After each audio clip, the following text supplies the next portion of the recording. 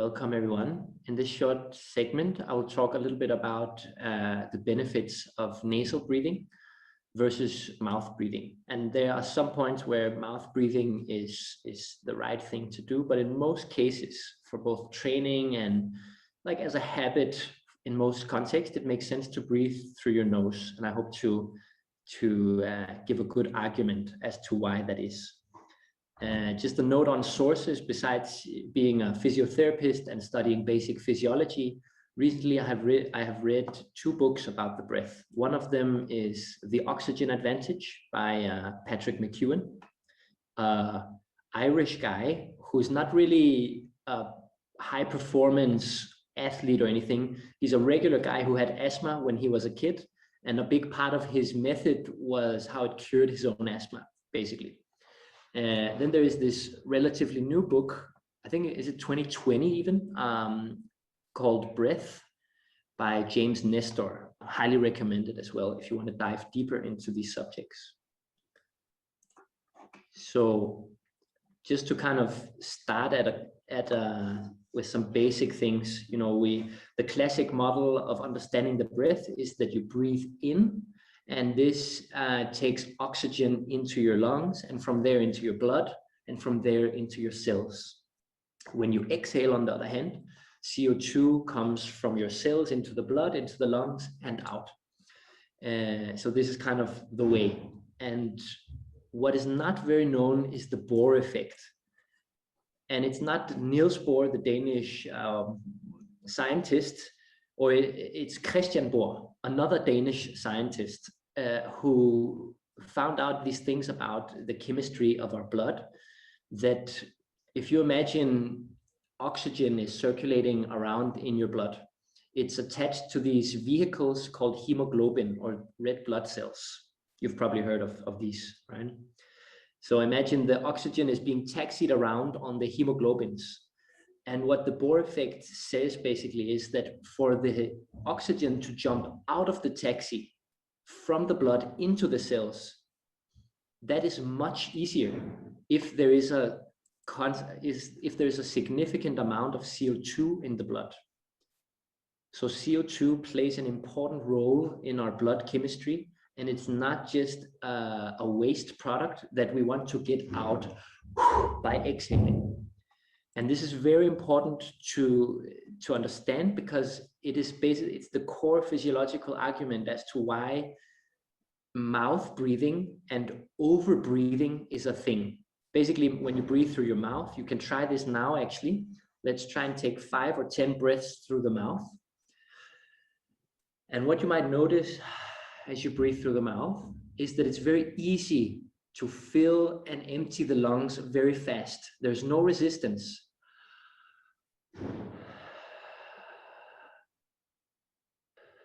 And this means you can have a very high ventilation when you breathe through the mouth. This is the topmost point here. When you breathe through the mouth, there's a low resistance, and you can have a high ventilation, which is the amount of air per, or in liters per minute, that goes in and out of your lungs. On the contrary, if you try and breathe through your nose now, you can take maybe 5-10 breaths breathing through your nose. Immediately, you'll probably be aware that it's somehow a bit slower and that there is a higher resistance as you breathe through the nose.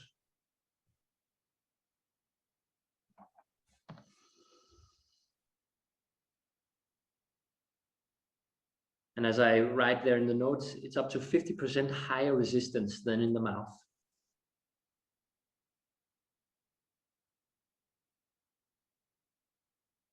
And then you might be confused about this little thing. Why does this lead to 10 to 20% more oxygen uptake than over here? With mouth breathing, more air is moving through your lungs, but with nasal breathing, 10 to 20% more oxygen is being deposited in your cells. The explanation is partly in this resistance thing. By breathing just a bit slower, you will expel less CO2 out of your blood, and there will be a higher concentration of CO2 in the blood, creating a better efficiency of oxygen uptake. So is this very technical, or can you follow? Does it make sense? It's a bit complicated, and like, yeah, basically it explains why if you just over breathe, this can actually increase your feeling of breathlessness, because it's hard for the oxygen to get into your cells where you actually need the oxygen, which is why it's very counterproductive to over breathe and breathe through your mouth when you're stressed. So in the other video about stress, I also mentioned briefly the nose breathing thing. So if we look on the green and the red points here, nose breathing, both neurologically and because of this breathing thing, is activating your parasympathetic nervous system, which is the involuntary nervous system that goes on non-consciously all the time. And it facilitates this rest and digest response where blood goes to the organs and you start to heal. It also reduces your heart rate, which is one of the classic symptoms of the sympathetic nervous system response over here in the red, where if you're getting ready to fight or to run or something else, if you're in a nervous state for some reason, it can also be social, like an exam or something else, that will increase your heart rate, dilate your pupils, and many other things. The general stress response, you could say, which mouth breathing facilitates. Also because mouth breathing kind of goes into the chest very easily. Yeah. Then there is some other stuff which you probably heard as well. The nose is a filter that naturally kind of sterilizes and takes away bacteria and germs. I think I don't have any evidence for this, but I suspect that nose breathing will decrease your chance of getting infected with corona, let's say. I can't back that up with any evidence right off the top of my back, but I'll just put it out there. Also, it humidifies the air.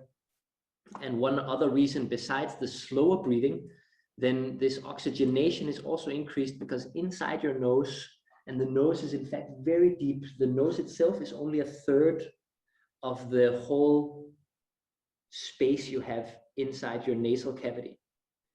And in there is this thing called nitrous oxide, which when you breathe through the nose, then nitrous oxide is mixed with the air, and it has the effect in the lungs that it expands the capillaries.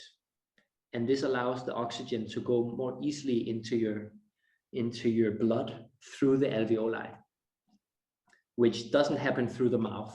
So one of the a little bit annoying effects of mouth breathing, is it down here maybe? No, it's not. Is that, mouth breathing creates this dryness. If you ever woke up from sleeping and you had a very dry mouth, it's definitely because you were sleeping with an open mouth, which can also be associated with snoring. So leading to a little bit of a radical idea, if you want to optimize your sleep, is to put a small piece of tape on top of your lips before you go to bed. I've done this many times. It's in no way dangerous because you can just open your mouth and take in air again if you somehow get obstructed. And I find it really reduces brain fog when I wake up. I don't wake up with a dry mouth or this kind of really hammered feeling when I do this little trick. So that's an idea, and that's coming from what was his name, George McEwen, Oxygen Advantage, that idea. So I've tried it for a couple of months and I really like it. Then in that other book, the James Nestor book, there's a lot of more talk about the effect of nose breathing on your development, on your jaw and face, basically. I won't really go into that, but for kids, it's really nice if they breathe through the nose. And both many yogic techniques and also, interestingly, Native Americans have in some traditions raised their children to keep the mouth closed when they breathe. And there is good reasons for that, also scientifically, as you can see. Yeah, so these were some things. I have a little Danish section down here, but nothing new compared to what we just covered. There's a small point here about your diet. If you eat a lot of sugar, which is forming acid in your body, then that might, without you knowing it, increase your heart rate. No, increase your breathing rate, because the body expels CO2 by exhaling, or expels acid, sorry, by exhaling CO2. So that's just a diet thing. If you have a high breathing rate, normally it might be because of what you're eating, among many other things, also your stress levels. Okay, so looking at all this, I've probably just completely overloaded you. Are there any questions as to this, the nose versus the mouth? Any experiences you would like to share? Or yeah, I'm curious about, running or exercising, because we did some exercises where we had like water in our mouth in the previous sessions, but if you really like need to go all in, it would still always come back to like breathing through the mouth, right? Or not necessarily? yes, that's a great question, Leah.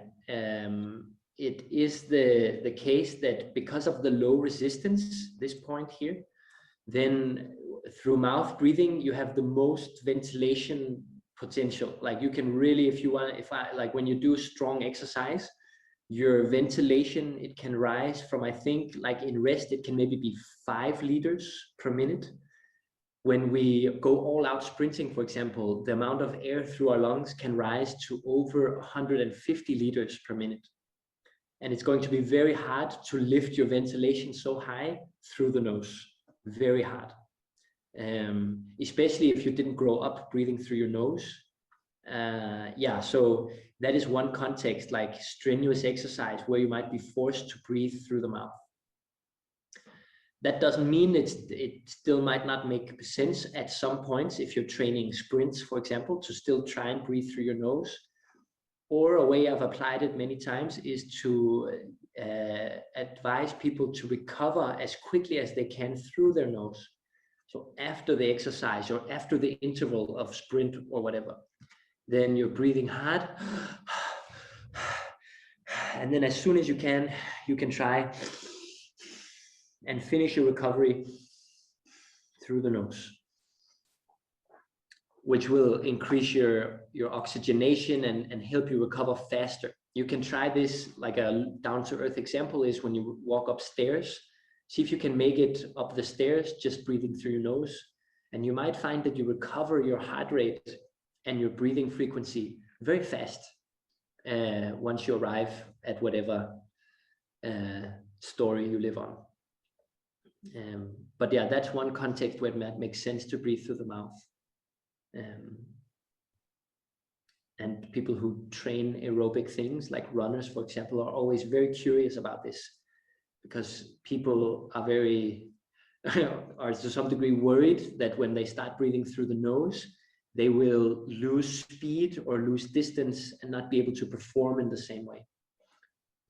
Kind of going on the same tangent, there is this one study showing how a group of runners, after 6 months of switching to nose breathing, initially their speed dropped, but then after 6 months they were able to regain their old speed and running capacity while still breathing through the nose, which meant that the efficiency during 6 months was increased quite a lot. And I think the number was 20%, because their ventilation was so much lower. They were breathing less, but they were able to do the same run that they did 6 months ago. And this is just showing that their system got more efficient in dealing with oxygen and so on. So that for me is very motivating, and is why I only breathe through my nose if I'm biking or if I'm jogging in a slow to moderate pace. Anything else that kind of surprised you, or that you would like me to comment on more? I just have a kind of reflection, I guess. Is that I often, when I'm training or when I'm biking or whatever, I have the impulse to, or I'm actually practicing a lot to breathe through my nose as well, because I have a tendency to only breathe through my mouth. But what happens is that I then get the tendency to breathe in through my nose and out through my mouth. And I don't know if you can give a reason for that, or reflect on it somehow. Yeah, Well, what happens when you start to breathe through the nose is that you will slowly begin to increase your CO2 tolerance. And the way you're describing the breath right there is a very commonly used method, breathing in through the nose and out through the mouth. The reasoning that people give for this breathing is that you get that oxygenation, you get those 10-20% through the nose. You also get filtered and humid air on the inhale, which is great things, win and win. But then the classic argumentation is, well, then when you exhale through the mouth, you're able to expel a lot of CO2 in one breath, which is good because CO2 is a waste product and you want it out. But then there's the Bohr effect and this over breathing where you simply exhale the CO2 habitually. This does take away the pain of having CO2 in the blood, because if you're a habitual mouth breather, then you will have a low CO2 tolerance. Maybe it's important to understand here that CO2 in your blood is what makes you want to breathe. So if I hold my breath, then I'm not ever, unless I'm a serious practitioner with a lot of experience, I'm not ever risking not having enough oxygen when I do a normal breath hold. Never. Instead, what is happening is that the amount of CO2 is rising in my blood, and the different chemoreceptors in my arteries are starting to tell the brain, he needs to breathe, he needs to breathe. And then I will breathe. And if you're a mouth breather, that response might come very early, that you are conditioned to breathe, to exhale and get rid of that CO2 quickly. And so to the question, Tanya, the inhale through the nose is a great thing. And the exhale through the mouth is also fine. You know, it expels the CO2, and it's a better way of breathing than mouth breathing, for sure. What you're not getting, though, is a higher CO2 tolerance. So if breathing in that way will not make you automatically better at holding your breath at all. So there you would need to breathe out through the nose as well, so that you get this higher resistance, leading to slower exhales, leading to less CO2 being expelled. Does that make sense, that answer? It's not a bad way of breathing, because you kind of get a lot of the benefits of nasal breathing on the inhale. But there is this Bohr effect and the CO2 tolerance aspect, which is the key measure here, because you can also do running training. To Leah's question, you can train your fitness to a pretty high level, and you get a bigger motor, stronger lungs and so on, but still you might not have increased your CO2 tolerance if you have a tendency to over breathe as you exert yourself. Yeah, and it has many benefits to have a higher CO2 tolerance, especially for people who have asthma, but also like literally everybody could benefit from this. And it's interesting to be aware of, if we breathe, I think 25,000 times every day, and if we can breathe just slightly better for most of those breaths, maybe it can really change our lives. So thanks for listening in. Hope you learned something, and I will stop the share.